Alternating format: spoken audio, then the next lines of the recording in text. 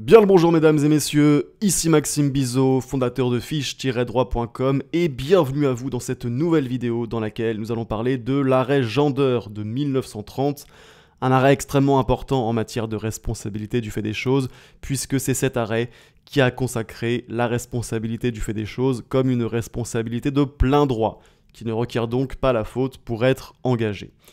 Alors commençons avec les faits de l'affaire. Dans cette affaire, on avait Lise Gender, une adolescente, qui avait été renversée par un camion alors qu'elle traversait la route et avait subi un certain nombre de blessures du fait de cet accident. Alors à savoir qu'à l'époque, la loi Badinter de 1985 sur les accidents de la circulation n'existait pas et donc la réparation du préjudice subi par Mademoiselle Gender devait se faire sur un autre fondement. Et également, il n'existait pas à l'époque de régime général de responsabilité du fait des choses. Alors certes, il y avait l'ancien article 1384 alinéa 1er du Code civil, aujourd'hui article 1242 alinéa 1er du Code civil, qui dispose qu'on est responsable du dommage causé par les choses que l'on a sous sa garde, mais à l'époque, cet article n'avait pas de valeur normative. Il ne servait qu'à annoncer les régimes spéciaux de responsabilité du fait des choses figurant aux anciens articles 1385 et 1386 du Code civil, à savoir la responsabilité du fait des animaux et la responsabilité du fait des bâtiments en ruine. Et donc, dans le cas où un dommage était causé par une chose qui n'était ni un animal ni un bâtiment en ruine, eh bien, la victime ne pouvait obtenir réparation de son préjudice qu'en engageant la responsabilité du gardien de la chose sur le fondement de la responsabilité du fait personnel.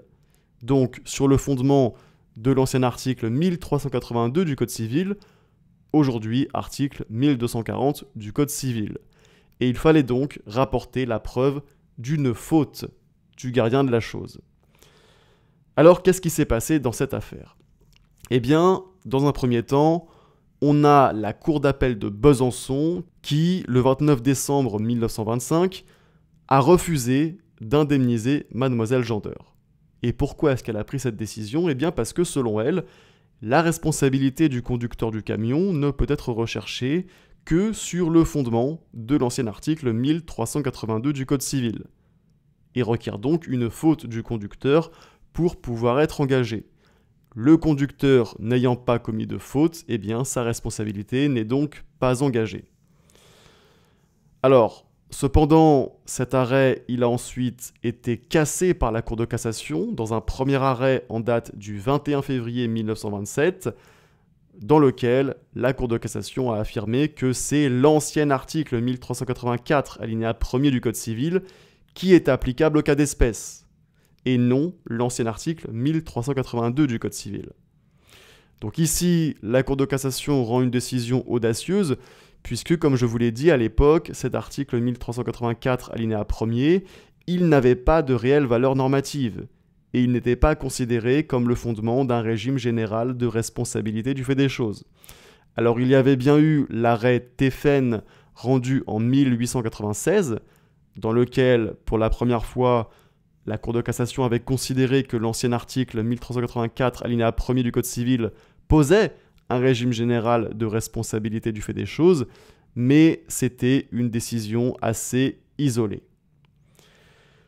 Et donc, suite à cette cassation, l'affaire est renvoyée devant une cour d'appel de renvoi et la cour d'appel de renvoi continue de faire de la résistance. Selon elle, la responsabilité du conducteur du camion ne peut être engagée que sur le fondement de l'ancien article 1382 du Code civil. Et donc, suite à ça, un nouveau pourvoi en cassation est formé et on arrive enfin à l'arrêt Gender rendu par la Cour de cassation le 13 février 1930, dans lequel la Cour de cassation a cassé une nouvelle fois la décision des juges du fond et a énoncé que la présomption de responsabilité établie par l'ancien article 1384 alinéa 1 du Code civil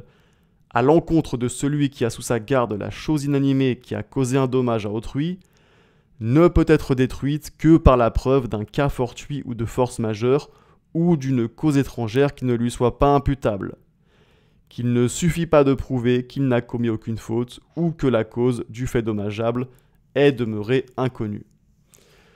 Donc avec l'arrêt Gender, la Cour de cassation, elle réaffirme la solution retenue dans l'arrêt Teffen de 1896, puisqu'elle retient, au visa de l'ancien article 1384 alinéa 1 du Code civil, la responsabilité du propriétaire de la chose qui a causé le dommage.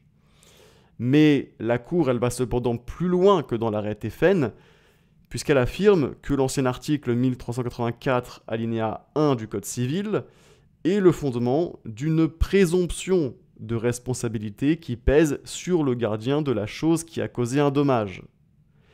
et que ce dernier ne peut s'exonérer de sa responsabilité qu'en rapportant la preuve d'une cause étrangère dans la réalisation du dommage. Et donc ainsi,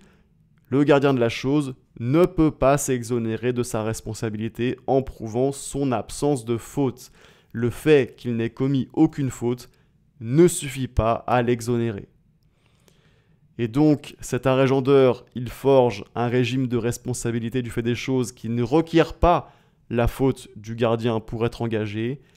et en cela, il consacre la responsabilité du fait des choses comme une responsabilité de plein droit.